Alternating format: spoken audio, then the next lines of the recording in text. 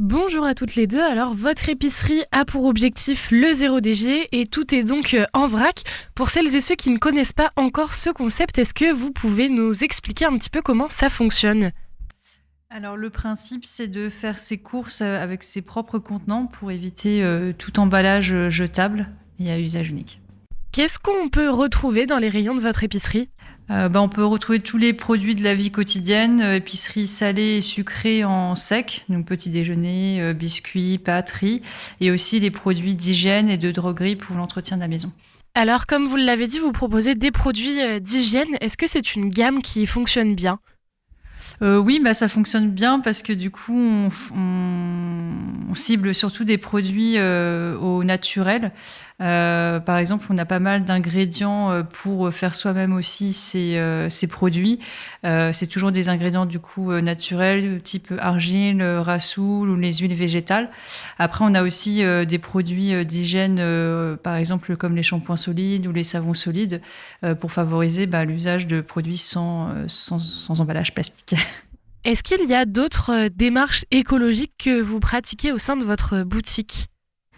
Oui, alors pour tout ce qui est dans la boutique, on essaye de sourcer au maximum au niveau local ce qu'on arrive à trouver au niveau local et ou bio. Dans le meilleur des cas, c'est local et bio. Après, tous les producteurs ne sont pas encore certifiés, mais leur démarche est assez vertueuse. Enfin, on travaille avec Laurent de Migraine, qui n'est pas certifié bio, mais qui a le label HVE, haute valeur environnementale.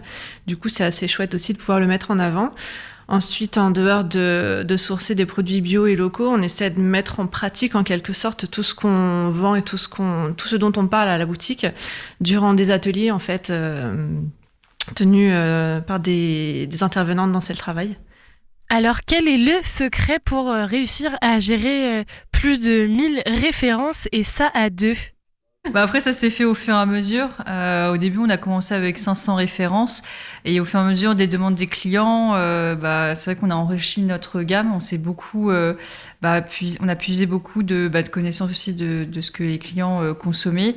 Après, il faut une bonne mémoire et et aussi après on essaye, on utilise aussi ces produits-là. Donc à la fin, voilà, ça permet aussi de bien les connaître.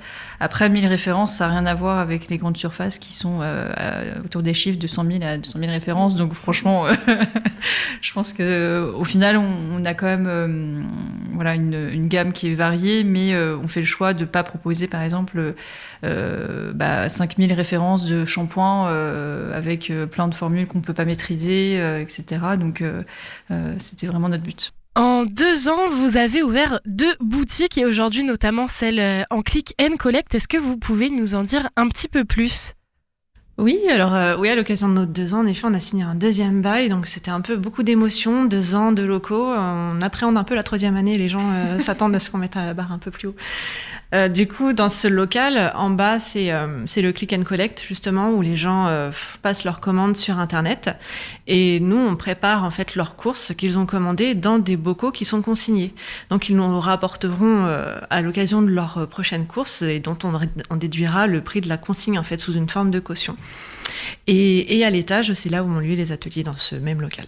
Alors c'est vrai que on n'a pas forcément l'occasion au Havre de trouver des boutiques comme la vôtre. Est-ce que le concept que vous proposez attire-t-il de plus en plus? Ça permet d'attirer une clientèle qui jusqu'ici n'avait pas le temps en fait de se mettre au zéro déchet et ça permet là pour le coup c'est nous qui prenons le temps de faire leurs commandes et ils passent juste en boutique récupérer comme s'ils avaient commandé sur internet en fait et qu'ils venaient chercher en point relais leurs commandes. Donc c'est vraiment cibler les gens qui jusqu'ici avaient envie de se mettre, avaient envie de réduire leurs déchets, mais qui n'en avaient pas eu l'occasion. Et ça permet aussi peut-être aux frileux ou aux timides qui n'osent pas rentrer dans la boutique et qui ne savent pas comment faire, de tâter le terrain doucement sur Internet. C'est parfois plus facile à distance et de rentrer tout doucement un pied dans la boutique et d'être un peu plus à l'aise au fur et à mesure. Comment ça se passe du coup les ateliers thématiques? Alors du coup, on travaille avec des intervenantes dont c'est le métier, qui sont spécialisées par exemple avec Kids Écolo où elles axent les ateliers auprès des enfants. Laure Thierry, du coup, qui fait des ateliers au naturel sur par exemple les sujets comme le potager, la cosmétique, les produits d'entretien.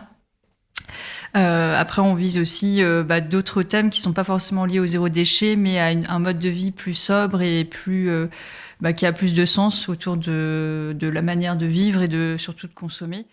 Est-ce que vous avez remarqué peut-être une thématique qui attire plus ou qui fonctionne mieux que les autres ? Oh, c'est peut-être encore un peu trop tôt pour l'avoir remarqué. Après, les gens aiment bien quand c'est divers et varié, en fait. C'est pour ça qu'on aimerait bien, nous aussi, montrer une facette de l'écologie aux gens, mais sous un autre angle, autre que réduisez vos déchets, c'est pas bien de consommer comme ci, faites plutôt comme ça. Mais plutôt, pour les enfants, c'est de créer des choses amusantes avec des produits naturels, enfin des fruits, des légumes, des morceaux de bois, des bouts de carton, avec 3 fois rien. En fait, les enfants s'amusent, ils se rendent compte qu'au final, c'est peut-être pas nécessaire d'avoir autant de jouets qu'ils ont. En tout cas, ils les exploitent pas forcément assez. Il y a de quoi faire et non, je pense que la diversité, c'est pas mal d'essayer de proposer plusieurs thèmes et plusieurs facettes. Alors enfin, une petite dernière question. Est-ce que vous avez une astuce écologique à nous proposer ? La toute première, pour moi, ça a été d'acheter une gourde. Vraiment très pratique et de plus acheter du tout de bouteilles d'eau en plastique. D'ailleurs, je trouve qu'elle a un goût même très bizarre, un goût de plastique. Moi, l'astuce écolo, ce serait peut-être avant l'achat de se demander si on en a vraiment besoin. Eh bien, merci beaucoup à toutes les deux et puis je vous souhaite une très bonne journée. Merci.